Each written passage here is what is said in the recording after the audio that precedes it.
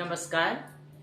मैं रीता उपाध्याय प्रयागराज से आप सभी श्रद्धालु श्रोताओं को निर्जला एकादशी की शुभकामनाएं दे रही हूँ। निर्जला एकादशी हिंदू धर्म में बहुत ही महत्वपूर्ण मानी जाती है। ऐसा कहा जाता है कि साल में पड़ने वाली 24 एकादशी का अगर व्रत न किया जाए और सिर्फ निर्जला एकादशी का व्रत किया जाए तो पूरे साल की एकादशियों का पुण्य फल प्राप्त होता है।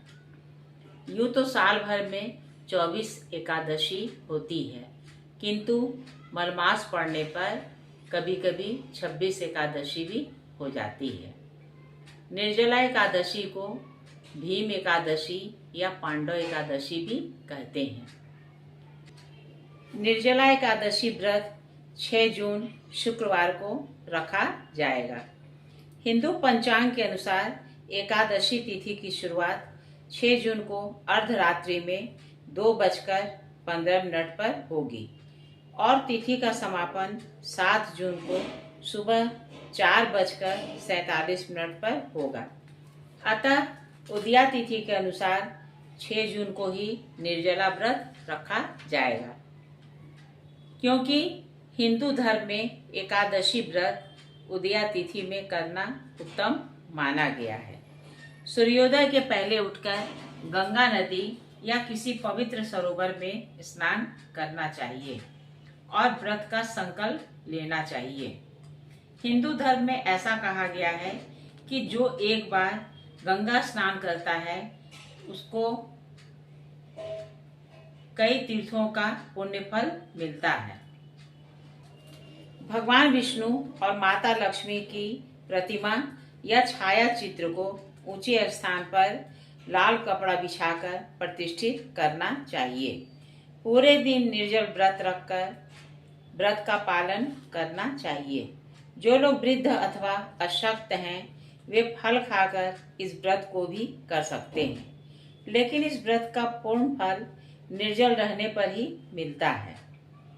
लेकिन किसी भी हाल में इस दिन चावल नहीं खाना चाहिए, अन्यथा कहते हैं कि अगले जन्म में कीड़े मकोड़े के रूप में हमारा जन्म होगा।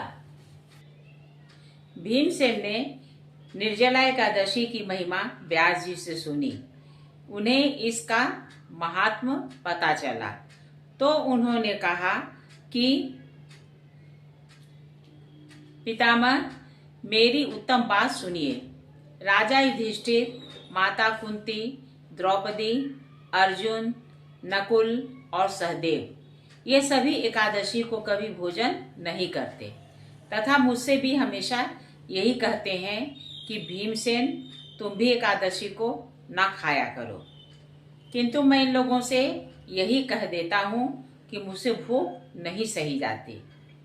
भीमसेन की बात सुनकर व्यास जी ने कहा, यदि तुम्हें स्वर्गलोक की प्राप्ति अभीष्ट है और नरक को दूषित समझते हो तो दोनों पक्षों की एकादशी को भोजन न करना।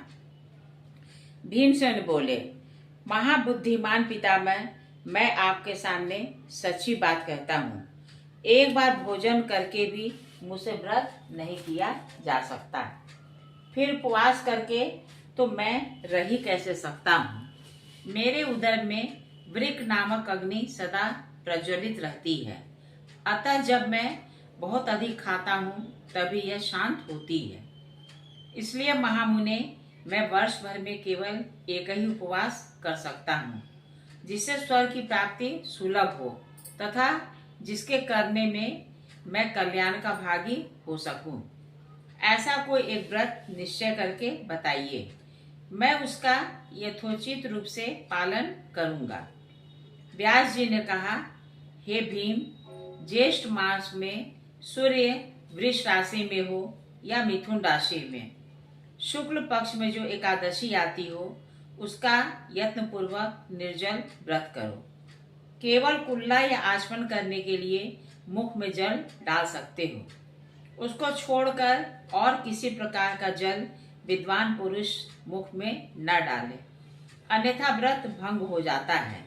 एकादशी को सूर्योदय से लेकर दूसरे दिन के सूर्योदय तक मनुष्य जल का त्याग करे तो यह व्रत पूर्ण होता है। तदनंतर द्वादशी को निर्मल प्रभात काल में स्नान करके ब्राह्मणों को विधि पूर्वक जल और सोने का दान करें। इस प्रकार सब कार्य पूर्ण करके जितेंद्रिय पुरुष ब्राह्मणों के साथ भोजन करना चाहिए। वर्ष भर में जितनी एकादशियां होती हैं उन सब का फल निर्जला एकादशी के सेवन से मनुष्य प्राप्त कर लेता है। इसमें तनिक भी संदेह नहीं है। शंख, चक्र और गदा धारण करने वाले भगवान केशव ने मुझसे कहा था, यदि मानव सबको छोड़कर एकमात्र मेरी शरण में आ जाए और एकादशी को निराहार रहे तो वह सब पापों से छूट जाता है। एकादशी व्रत करने वाले पुरुषों के पास मन के समान वेगवान वेगशाली विष्णु दूत आकर वैष्णव पुरुष को भगवान विष्णु के धाम में ले जाते हैं। अतः निर्जला एकादशी को पूर्ण यत्न करके उपवास करना चाहिए। मनुष्य निर्जला एकादशी के दिन स्नान, दान, जप, होम आदि जो कुछ भी करता है वह सब अक्षय होता है। यह भगवान श्री कृष्ण का कथन है। निर्जला एकादशी को विधि पूर्वक उत्तम रीति से उपवास करके मानव वैष्णव पद को प्राप्त कर लेता है। जिन्होंने शम, दम और दान में प्रवृत्त हो श्री हरि की पूजा और रात्रि में जागरण करते हुए इस निर्जला एकादशी का व्रत किया है, उन्होंने अपने साथ ही बीती हुई 100 पीढ़ियों को और आने वाली 100 पीढ़ियों को भगवान वासुदेव के परम धाम में पहुंचा दिया है। निर्जला एकादशी के दिन अन्न, वस्त्र, गौ, जल, शैया, सुंदर आसन, कमंडलू तथा छाता दान करने चाहिए। संसार से तारने वाले देव ऋषिकेश, इस जल के घड़े का दान करने से आप मुझे परम गति की प्राप्ति कराइए।